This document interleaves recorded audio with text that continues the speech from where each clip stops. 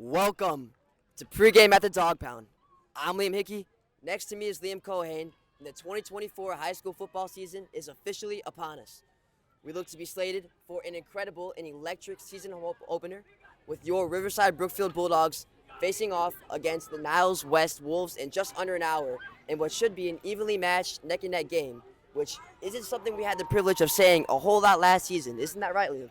That's very right. Last year's team, we put up a good record, 7-3, 5-1 at the home, 2-2 away. Our one problem was we couldn't keep a close game. Sometimes that was a good thing, obviously. We had big wins, like against Morton. We won 42-13, and we won against Bloom 41-0. And then we killed Thornton 70-21. But then the big downside is our losses. We come to Kankakee, we lose 48-6. We go to Cremoni, we lose 42-7. And in the playoffs, we lost 56-20 against Canelan. It's become a real problem to keep a tight game. Yeah, you could summarize it as a roller coaster of ups and downs all season, and you can bet head coach Sam Styler will be preaching consistency throughout the season to this young roster as they will look to stay even keel in their results this year. Yeah, speaking about consistency and this young roster, we'll talk about an older guy from this team. Last year's quarterback and prior 2 years before as well, David Gutierrez, one of the, if not the most consistent man on our roster. He was our quarterback for 3 straight years. He had a powerful deep ball, could extend any play, and even on his feet, this guy could run for his life. Yeah, and he had some great skill players lined up next to him, such as massive tight end Luke Kumskis, who was a high school version of George Kittle, great in the blocking and receiving game. It was a short and deep threat and was used in many screen plays, which was RB's specialty last year. In addition, and also from what I've heard, the inside scoop is that since joining Western Michigan, he's looking to try to walk on to the D1 program there, which best of luck to him because in their first 2 weeks, they play Ohio State and Wisconsin. Yeah, definitely not the best setup for Western Michigan, but obviously best of luck to Luke. And let's talk about one more guy in that varsity team last year, Muhammad Salem. This dude was a special teams master. We've seen it in his special teams debut against Morton his junior year, so 2 years ago. His first play, he took a kick return to the house. Sadly, it was called back for a kicker, behind the play, bad hit. But ever since then, he's just been electric. You've been able to throw him in the backfield, throw him in the slot. You could do anything with this guy. He was a very dependable player. Yeah, used on many checkdowns. He was a mini joystick. Very scrappy, very shifty, and intelligent player. Incredible work ethic. It'll be sad that we're missing out on him this season, but it looks like we'll have Jacob Ratana to kind of imitate his role, as well as Damian Renteria, who looks like he will split touches with Ratana this season. Now let's head into the 2024 schedule. We'll head into the schedule. RB is in a brand new Upstate 8 conference. We've never played lots of these teams. Some of these teams will be familiar faces. But to start off, we play Niles West today. Big game for us. We get to see what our new team is all about. We get to test Giancarlo. But not only test Giancarlo, they also have a sophomore quarterback starting this game. So I believe this could be a very even game. Yeah, me too. They're a huge school, 8A, 2,476 kids enrolled compared to us who only have about 1,600. Huge matchup, but I think it'll be even on paper. Some other big takeaways I'm seeing is that only have 2 non-conference games, and those are both to open up the season, one home, one and away. After that, it's complete Upstate 8 conference play. So we'll see how that fares for the Bulldogs, as well as, and we'll touch on this as we continue to go through their schedule, all of their away matchups seem to be relatively easy, which is a great thing for us. Yeah. And let's talk about the on paper of this game. Niles West last year put up a big win, 42-13 against Thornton. We also killed Thornton. Mm-hmm. This seems to be very even. And they also put up a 41-0 win against Morton. Obviously, Morton didn't have the best season last year, but we had very even games against them. Yeah, and then moving on to Hinsdale South, who went 4-5 last year. RB won 35-27 in their last outing, so you can already tell this will be a great test for your Bulldogs. And this is what head coach Mr. Styler told me when we spoke a few days ago as well. He said this would be a great test for the Bulldogs, great away game, so we'll see how it goes. Yeah, that game last year was our tightest game. It was a very fun game to watch, very electric, played to the last minute. They had Hinsdale South, I believe, had the ball on the last play of the game, couldn't get a touchdown. It was a nice win for the Bulldogs, but we'll see how that changes this year. We'll see any returners from Hinsdale South, and because we lost plenty, I'm not sure about Hinsdale South. We'll find out next week. Yeah, RB started off very strong in that game, but then they lost some steam as the game went on. big notable thing there was that our offense was really leading the way and our defense kind of let down, and that will be the opposite story this year as our defense, many seasoned veterans coming back, while our offense will be relatively new. A lot of new transfer players and new players, both sophomores and juniors, new to the varsity program. Yeah, and new to the varsity program, this is a pretty good year to be new to the varsity program. When we have teams like Ridgewood that will play the week after Hinsdale South. Ridgewood went 6-4 last year. May sound good, but when you look at their schedule, it's not impressive. They had a massive win, we'll call it, against Walter Christian, 2-0. Safety decided the entire game. Blowout. Yeah, massive blowout. I mean, they're looking really good.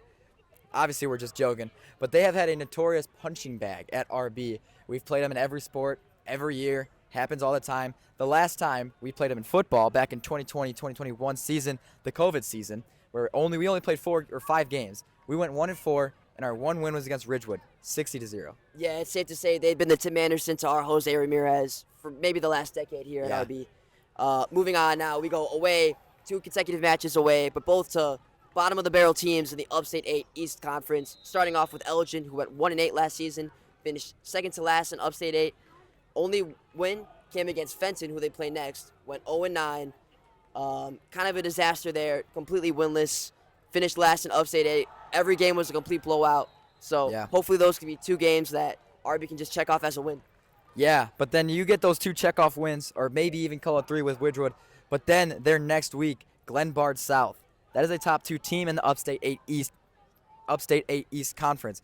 They went 9-2, 8-1 in conference with their 1 loss going to Glenbard East. Or sorry, we're playing Glenbard South. But Glenbard East was the one team to beat them in the conference. They had a very, very good season, Glenbard South. And they're looking to build onto that with a strong football program that they seem to have. Yeah, that'll be very difficult.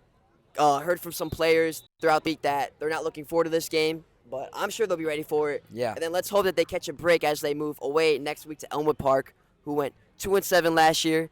And to speak on what they are as a program at the moment, they lost 54-3 to Ridgewood last season. Yeah, and Ridgewood has not shown to be the greatest team. Exactly. So probably says a lot about Elmwood Park. Next, we'll touch up on the West Chicago game. We go out to West Chicago. That is our last away game of the season until we take it to playoffs. But West Chicago, 5-5 last year. Middle of the barrel for the Upstate 8 Conference. That'll be a good test for the Bulldogs. We'll obviously see how they go on throughout this whole season.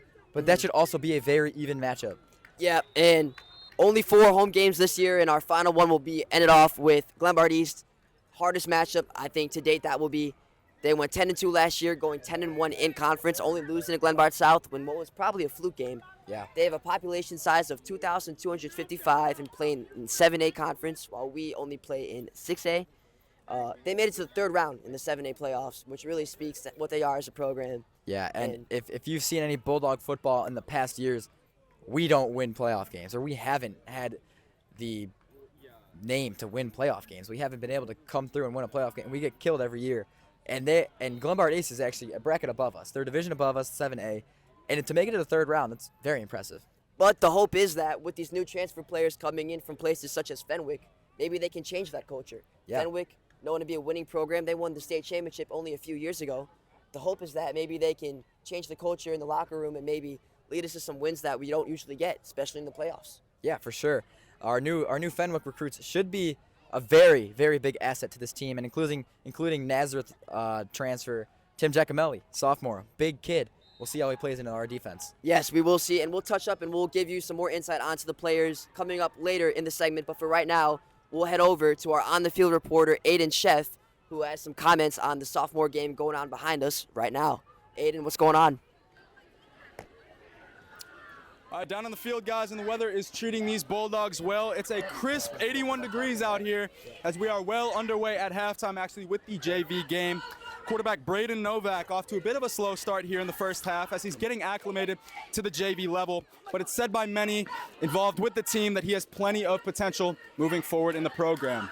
Now, moving to the varsity game, I talked to multi-position varsity star John Bilo Bradick, and I asked him a few questions about the expectation for tonight's game. He says he can, quote, expect that music roaring and soaring in the locker room pregame. And he goes on to say about sophomore QB Giancarlo Garcia making his first start tonight with varsity. He's going to be nervous, but is still expecting some crazy breakaway plays from the second-year quarterback. He's been training hard all summer leading up to this moment. That's all from me. Back to you guys up top. Thanks, Aiden, for that excellent analysis. We'll be sure to check in with you in just a minute to hopefully get an interview with one of the players. But for right now, we'll talk about some of the new faces on the varsity program that we'll be seeing this year, as the varsity program has been shaken up a lot since last season. Yeah, and just like we talked about shaking up a lot, we lost our big quarterback, Diego Gutierrez. And the man stepping up in that position is Giancarlo Garcia, sophomore quarterback, whose only experience is freshman football and a couple of scrimmages against Argo over the summer. We need to see how he's going to play today. How will his playbook be affected from Diego's? Diego had a big arm, as we knew. He could throw the deep ball. He could throw the deep ball early. He had a couple of big plays to Toma Tucker that start off a game. But we'll see how this playbook can vary with Giancarlo. Yes, and from the chatter we're hearing around the camp and from the assistant coaches, he's a very scramble-dependent player. The hope is that the players can get behind him. As he is only a sophomore, there will be leadership questions that will be put into the air, but hopefully he can rise above that. From what we know right now is that in their preseason matchup against Argo, they lost 7-0, I believe. Yeah. They went scoreless, so the hope is that they can turn it around quickly for this home opener right now. Yeah, and just like we talked about the defense being our stronger suit this year, that'll be a big play in this game. One last thing about Giancarlo Garcia, though, a big upside for him is we have 4 returning linemen to protect this guy. This guy should not have an excuse to leave this pocket unless it's absolutely collapsing. But let's move on to our next new face from Fenwick. Yes, we have Xavier Morozic de Jesus, who has an insane vertical jump. He actually sets the program record this year at 33.5 inches for his weight class, which is under 160 pounds, which is a program record for the varsity program at RB. He also likes to fish in his free time, and he is a star lags player, so watch out for him in the spring season, as many of these guys as well that we will touch up on also do play lacrosse. Yeah, it's Blake playing lacrosse. We'll move on to Jaden Karras, another Fenwick transfer. He is also a wide receiver. I've been told he's going to have a big play in this game. He's also listed as a backup quarterback and defensive back. I would not be surprised to see him get some reps on defense, but I would be surprised to see him step behind the center. Yeah, he is just a specimen of an athlete from what I've heard. He has gazelle-like speed, and part of that is because his dad is an assistant coach who knows how to do strength training. He's a plyometric coach at Hustle Hard Fitness in Broadview, so he's learning from the very best. Yeah, he's definitely put in a lot of work this summer to help his Bulldogs football team. Our next receiver we'll move on to, and the last one is Nico Caputo. He is a undersized sophomore, but he is not undersized when you look at him. He is a big kid. He knows how to use his body. I've been told he'll be a slot receiver. He has speed, and that can be dangerous in the slot. Yeah, I've seen comparisons to Deshaun Jackson with his raw speed and athletic ability. So it'll be nice to see how they utilize him maybe in the deep throw, the deep play. And then moving on now, we have one new lineman, a sophomore, but an absolute beast of a human being, number 78, Joaquin Jara. And we actually got a nice look at him while they were warming up right behind us earlier before the pregame show. Just an absolute massive dude. Yeah, at a sophomore at that height, it's really making me jealous the size that this kid has. He is a massive offensive tackle, I believe I was told. He's going to be a big part of this offense and trying to protect Giancarlo. This is a big game for him, obviously his first start. We'll see how he goes against this varsity competition. And another new player to the varsity program, running back Damian Renteria, who will look to help Jacob Bertano with the workload at running back this season. Another new varsity ad and another star lax player from what I've heard. Yeah, this guy is a speedy running back. Don't ever count this guy out of a play because someone's catching up to his tail. He always has another level. But like we seen last year, RB is not afraid to use their running backs. They use everybody in their system. We used Keith last year. We used Jacob Bertano. We used Muhammad. They switched off starting running backs. Each week, there was a different starting running back. We couldn't go into a game telling you who's going to start. Absolutely, and the depth goes deep even this year as you have some big defensive names that could also get running back touches as it's listed as their secondary position, such as Julian Espinoza and Max Strong, big seasoned veterans to the varsity program. Yeah, those are 4-year players for RB. That's what you need. You need experienced players to teach these younger guys how a varsity game is going to go. Max Strong actually is a 3-year varsity player. He touched in on some varsity games his sophomore year, but he was a varsity starter last year. He was a big part of that team. And he's not just a dumb jock. He's an incredibly smart, scholarly player who also is a multifaceted athlete. He does wrestling in the winter and lacrosse in the spring. And on the topic of defense, we have many new additions to the defensive side of the ball as well. Yeah, we'll talk about Warren Mason. He is a big sophomore. He's got lots of size. Well, I have been told he will play defense, but he's also going to be the starting slot receiver. Where I've been told they're going to split touches between him and Nico. Obviously, that's a pretty good 1-2 punch right there.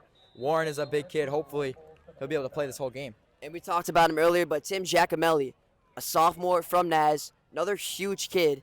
And talk about winning programs. Naz, back-to-back state champions.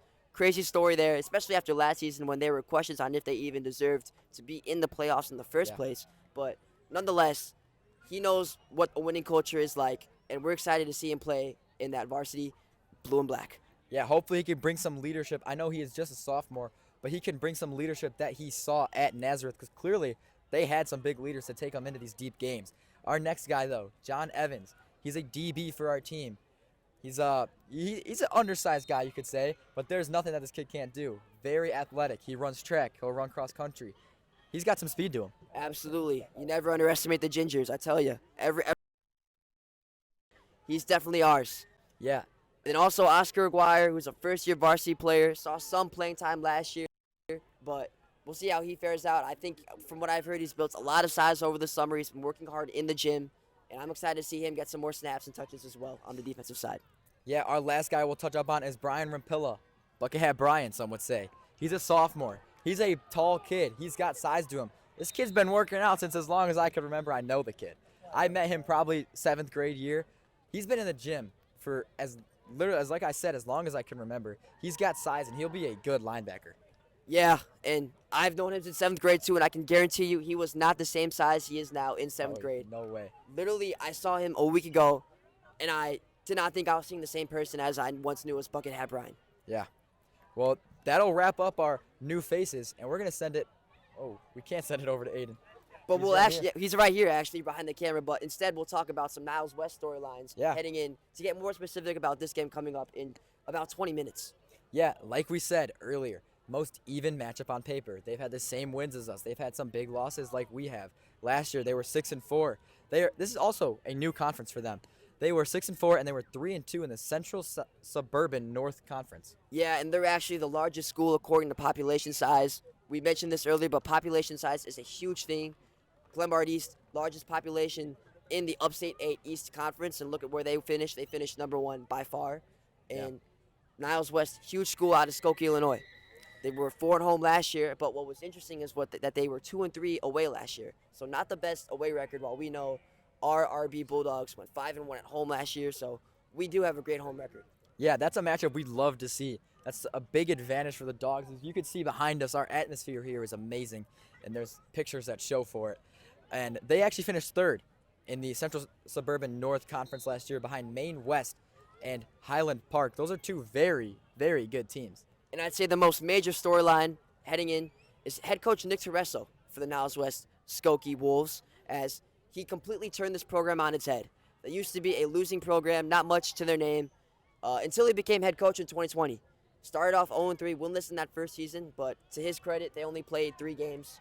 And then since then, they've incrementally gotten better each season, going from a 3-6 record, 1-4 in conference, 0-4 at home during the 2022-23 season, to a 6-4 record last year, 3-2 in conference. So just a completely different story. Yeah, and not only did they change their conference play, they changed some playoff play. They didn't record a win. They put up a great fight against a good Huntley team. They actually led 14-0 at halftime against these guys, but then Huntley was able to come back and win 26-14.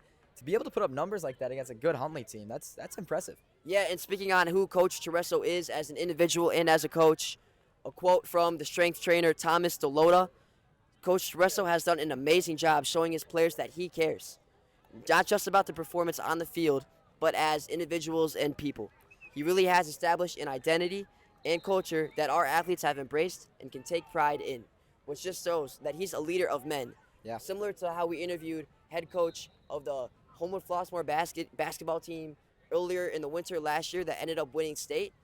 You need these types of coaches if you want to have success. Yeah, it shows. There's big leaderships play part in playoff runs in any sport, just like a Homewood Flossmoor's coach.